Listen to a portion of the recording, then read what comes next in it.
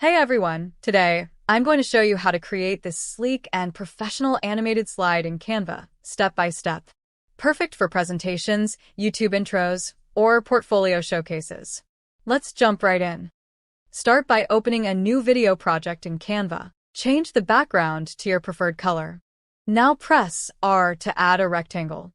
Resize it to fit the frame, then drag it slightly to the left. Head to Elements. Search for Line Shadow. Under Graphics, add one to the page. Resize it smaller, rotate it slightly, and place it over the right edge of the rectangle. Then go to Position and send that shadow under the rectangle. Next, press R again to add a second rectangle. Go to the corner rounding and round the corners to 20, and change the fill color to white. Hold Shift, shrink it down, and position it on the right of the large rectangle. Now duplicate it 3 times to make a total of 4. Select them all and align them along the middle line of the canvas for balance. Search for Rectangle Shadow in Elements, under Graphics, and drag one onto the canvas. Shrink it to fit the small rectangle. Lower the transparency to 55% and duplicate it for the rest. Go to Position. Hold Shift and select all shadow layers. Move them underneath the small rectangles. Then, bring the large rectangle and its shadow above the small ones. Go to Text, add a heading, and type 1. You can change the font to Anton or select any font you like. And the color to match the background. Place it over the first small rectangle. Adjust its size and position, if necessary. Duplicate this number 3 times, updating each to 2, 3, and 4. Next, go to the Position tab and drag the line shadow above the small rectangle shadows. Now select and duplicate the page 3 times using Ctrl+D. On page 1, select and delete the numbers 2, 3, 4. And change the color of both rectangles. Quick tip: you can find beautiful color palettes by searching Canva color palettes on Google. Canva's own site has tons of curated combinations to choose from. On page 2, delete the numbers 1, 3, and 4, keeping only the number 2, and updating the colors of both rectangles. Repeat for pages 3 and 4, showing just one number per page, and updating the colors to the big and small rectangle.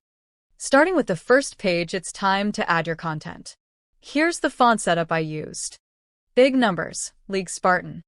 Titles, Poppins Black.